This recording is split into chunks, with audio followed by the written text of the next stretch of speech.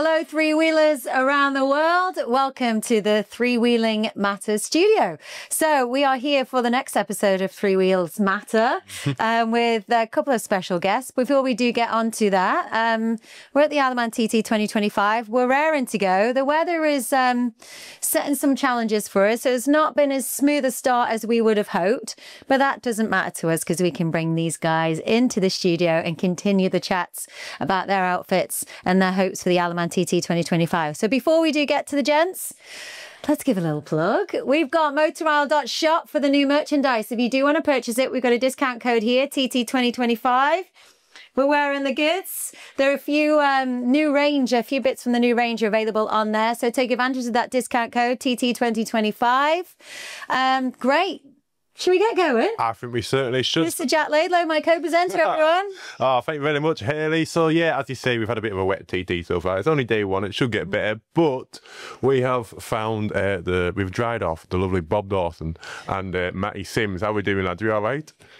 Well, we've stayed dry. The ones to watch, Jack. Yeah. The ones to watch. Yeah, exactly. So you're starting off number 14 this year, and as Hailey has just alluded to, you're in the programme as one of the teams to watch. And how does that make you feel coming to your second TT? Trying not to take too much notice of that and just we'll do our thing and see how we get on. But yeah, feeling confident that we know where we're going a little bit better than we did last year anyway. So well, let's just talk about last year's TT for just to start off with, because of course you were both newcomers to it. Yes, of course, Bob, you had a bit of experience on the road with the classics and doing the pre-TT and what have you. But Matty, you had a little bit of experience in that way too. But you did a fantastic time last year, wasn't it? It was 107.9 or something they did. I think so in the first race we did 107 and in the second race we did 109. 109. But I mean, it was quite a slow process to build up to that. You know, I think the first night we did 96, you know, after doing 4 laps with the newcomers, and a bit of a different experience to what the newcomers have had this year. You know, we kind of got that newcomers lap, the practice lap, and then 2 qualifying laps all in one day. So it was like lots of information coming at you very quickly. So yeah, I feel a bit sorry for the newcomers this year with what they're having to deal with. Yeah, I've got especially with that damp lap they had this morning. That's the only action that we've really seen into that very damp one newcomers lap this morning. But still, it puts you in very good stead coming into this second TT though. You know, I'm not saying that you've got last year's to big boots to fill from last year or anything like that, but like you've obviously come into that with a lot more confidence this year, surely. Yeah, I mean, my only kind of internal doubt with it all is like we've set quite a high benchmark of like finishing every lap we started, you know, and it was a good steady build up, and I think we just need to do that again, and rather than getting too carried away with it, you know, you hear a lot of people, you know, TT aficionados kind of say the second year's the year you've got to kind of watch yourself a bit and just, you know, you're still learning it as much as you think you know it. There'll be little bits that'll catch you out. So that's my plan going into it anyways, just to we'll do what we did last year, hopefully start somewhere near where we left off and just steadily try and build it up a little bit. Oh, fantastic. How have you prepared for this year's TT, Matt? I think one of the biggest changes this year from last year is we've had a much better British F2 campaign leading up to the TT, which has been a lot better. We're running different motors. We've done a couple of different things with the bikes, which sort of sets you thinking this might be quite good. The rain's not going to help. We're not going to get the 16 laps that we got last year. That's not going to happen. And like Bob said, I feel for the newcomers this year because there's some really fast lads out there that are going to struggle because it's just wet. But as for this year, I think like the preparation in the British, like we spoke about the other day down in Southern, working out in the gym, that's helped, as it always will. And generally everything just seems to be running a little bit better this year. Yeah, no, fantastic. I mean, like you said, we've seen your faces quite a lot on the roaming interviews, haven't we, Hailey? But we've never actually had you into the studio to have a proper sit down and chat about sidecars and TT and everything three wheels, really. No, we've managed to avoid it. Now it's raining. Glad to get up here though, right? Because No, it's good. It's good. First get out of your bubble, Yeah. up to the studio. And now talking about that bubble that you've got set for yourself in the paddock, it's a pretty all right bubble, to be honest, isn't it? You've got a nice Yeah. community set there, tapping into various different experiences and talents, really, Bob. So what a setup you've got down there. Yeah. Well, we've got, there's a bit of family with us. We've got Matty's dad as well, who's kind of joins in with the... Jodie who's hiding in the corner over there. Didn't want to be on camera. Telling us we look like we're in a crap silent disco. Thanks, Jodie. When does the music start? But yeah, and then we've we're camped near some people we know, and we've managed to drag the Christie brothers to be near us as well, which is always a good thing. And I think they're going to help us delve a little bit more into the telemetry side of it, which we didn't really have last year. We had all the gear and no idea last year, so hopefully they'll unlock some of the idea with some of that lot. So that'll be quite interesting. Am I right in thinking you also want a dry sump system this year? Yeah. Oh, Yeah. What's the idea behind that? I mean, a lot of the crews who've laid the engines down have gone down that route, but we kind of thought we were struggling quite a lot of temperatures last year, and it just seemed a good way to go if we ever wanted to go the next step and lay the engine down. It was kind of getting used to that system. Second thing, bring the temperatures down, as I've already mentioned, but also it just seemed the way to go in our mind, really. We wanted to try and get the best out of the standard package that we could. With our intention was always to run the standard engines, which we are doing. And that's, kind of running a little bit of negative crankcase pressure and keeping all that oil out of the sump seemed like a good way to go to try and maximise that, really. Superb. So we mentioned there, if you saw the daily download this morning, we've talked about the two different sidecar classes, how the overall sidecar and the standard class. Can you just tell us a little bit more about that? You do it's Yeah, I mean, it was something that it wasn't really kind of straight on the boil from the end of the TT last year, was it? It's something that came in over the winter period, and we kind of thought, well, we were going to go that way anyway, so that it benefited us from doing that. I think what hasn't really been put across is exactly who's in that class and who isn't. Because they only really asked us at the pre-scrutineering session that they did at Croft. Which I think was in beginning of April, something. 8 weeks ago, I think it was. Now, yeah. So I don't suppose there's any of that in the programme. So the only kind of defining thing on the bikes is the number board. People who are running a redback number board, they're in the standard class. Fantastic. That's very handy to know for anyone who's watching. So redback number board, and they're on the standard bike, and any other colour. They're only in the overall, the tuned class. Yeah, if they're running just, there isn't any specs for numbers apart from that, is there? You can run kind of what you want. So perfect. And you said you chose to run the standard class. I don't think there's many in this year. I know people like Lee Crawford, he's running a standard engine. Yeah, I mean, I don't know exactly who is, but someone told me it was quite a good 50-50 split. Yeah, there'll be a fair few on standard. And I'm pretty sure I'm right in saying that the winner of the standard class will also get to go on the TT podium as well. So, and they will be classed as a TT winner. Right. So, that's great, really. It's another way to makes it a lot more fairer, because obviously we had, I wouldn't say fairer, but you can't stop development in bikes, can you? But there was a bit of a gap between 118, 119, 120 people, and people doing up to 100, between 110 and 116, weren't there? But so do you think it's evened it out a little bit, would you say? I think it's a strange one, because a lot of the newer generation engines, you're getting good power out of them standard. So you could potentially do a very good lap time on a standard motor if you've got one of the newer packages. Obviously, for teams that have got loads of tuned engines sat in the garage from last year ready to go, the cost of changing over to that is massive. If you've got like 5 or 6 motors lined up, which some of them do, then, you know, you kind of got to stick to the tune class from a budget point of view. But it does give people the option to do that. I mean, who knows whether they're going to maybe even fade out the tune class in years to come. We don't know how that's going to go. I presume that'll be discussions to be held after this year's TT as to which way they go with that. Yeah, absolutely. I think this year's acting almost like an experimental year, from what I gather.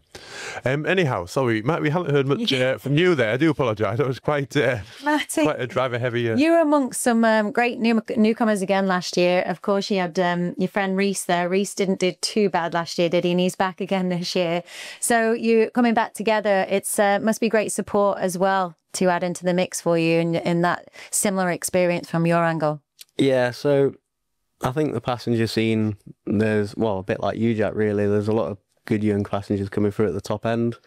Doing the TT with Reese is really nice because we can bounce ideas off each other, and when it's all done, said and done, we've gone out and had a drink together, and it makes it enjoyable. He had a fantastic year last year. Unfortunately, Alan's not doing it, and I think he'll go really, really well with Steve. And then there's a lot of other new passengers that have done it or maybe haven't done it like fully, that are coming back and giving it another go. And I just think that's really important for the sport, generally for the TT, to have a lot of solid passengers coming in to aid good riders. Like you said before, I do feel at the moment, Sidecar passenger-wise, it seems that there's quite an influx of young van drivers, but like young people coming through in there. There's like in the British Championship, both F1 and F2. There's a lot of people, you know, below 30, below 25 that are really having a go. Which 10 years ago, like it would have been not unheard of, but you know, but finding need and hair sex sort of thing, trying to find a young passenger. What's wrong with people coming in over 30? Nothing wrong at all. But I'm just right. Thanks, Bob. No, but I'm sure you understand what I'm saying. There's quite a youthful scene on there. Yeah, it's really nice to be a part of it. And mature and wise. Exactly. As well, Yeah. Bob. I'm just gonna go. I do apologise. Maybe not wise, but Well, looking at the Southern 100 pre-TT Classic, we were chatting to you down there, and what great results, great racing that was, and to see the talent that's coming through there as well, and potentially that they will progress. And good to see some of the foreign crews coming in. Isn't it? Again, because that last year, I mean, TT and pre-TT were both fairly light on foreign competitors, weren't they? You know, from over on the continent. Whereas this year, I mean, I've noticed on the entry list for the TT, there looks to be quite a good amount of foreign names on there, quite a few more French teams, which last year there was a couple, wasn't there, and that was it. So yeah, that's good. Boosting the numbers. Yeah, definitely, and they're competitive as well. Like they got Steve Paddock had a couple of problems, but he's former French champion. They're coming here with a serious attitude, like you see. And coming back, we touched on the martial arts aspect, didn't we? We did. For Matty. So you're obviously, I was saying that Bob doesn't want to upset you, obviously, but he's barred you on any training and fighting or martial arts during the TT period. So there's no injury. Yeah, we've had to have a bit of a, just tone that side of things down a bit. We don't want any broken arms or anything on the build up to it. Yeah, no, it wouldn't be ideal. And that's just teammate. Keeps him fit though, so you know, I'm not complaining too much. Yeah. Keep going to the gym, just don't do the bit where you might get hurt. But looking at prep though, coming to the TT, you obviously have experience from last year, and you've been coming here for many years anyway. What kind of, did you put any extra prep in for this year, knowing that you want to take it to the next level, or whatever expectations or plan that you had for this year? I think most of the prep really has gone into the bike, improving the bike, making it. Although last year's TT kind of masked the fact that we actually had quite a lot of reliability issues last year, which more manifested themselves on the short circuit. And I think we were just really lucky that we started every lap we finished last year. And obviously, you know, sorting the bike out really well before we came, but we were struggling with motors and things last year, and that hopefully this year we've sorted that with kind of going on to a newer package. But with regards to course knowledge, I don't know about you, but the best way I found to learn it is doing it. Yeah. And I can watch as many videos as I like, and it gives you a certain benefit, but I've tried not to delve too far into that, and I did come over here in December, and I kind of, hired a car, flew over, hired a car, did a few laps, and I felt that I knew it enough that I wasn't going to learn any more by doing that. Yep. The learning was going to come from practice week, not going around in a car at quarter of the speed that you're going to be doing. Matt, did you come round and have a few laps in a... No, it won't sink in for me because I'm not focused. I mean, an hour in a car, I'll get bored and probably fall asleep if you know me well enough. The way I've prepared for the TT, same as last year, the Isle of Man game on PS4, PS5, whatever it is. Because if I watch a video, I get to probably about Appledeans before I switch off and I start doing something else. Because Got to engage with it. yeah, whereas that I'm trying to beat my own lap time, so I'm a bit more interested and I feel like I've got to know what's coming up. Whereas on a video, it's like, well, I'm just going to do this instead because I'm not really that interested by this anymore. Fantastic. It's really good, that video game, isn't it? I know, I know we talked about Reese before, that he also uses that as well. I think it's fantastic thing that's come out. And the Sidecar, that you can drive a Sidecar around it, Yeah, can't you? yeah. But it doesn't drive like a sidecar. You're better off sticking to the solo on it. Great. Well, so expectations then. So talking of this year, so do you not want to set anything to... No, I mean, I think anyone that probably comes in here and says, oh, I'm going to do this, that and the other, everyone probably has a little something in the head that they'd like to do.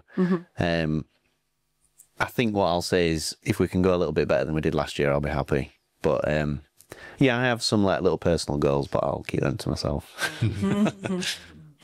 Matty?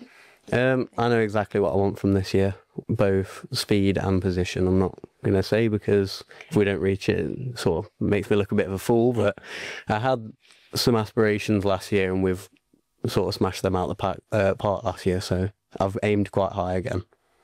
Fantastic. That's, well, why not? If you, what is it, shoot for the stars, if you fall, you're going to hit on the moon, aren't you? So why not? Yeah. I mean, a lot of it's going to depend on how many laps we actually get, I would think, which, looking at the forecast, if we get out on Wednesday, tomorrow's looking like a write-off, but if we get out on Wednesday, then we stand a chance of getting a few laps in, don't we? So that'll help.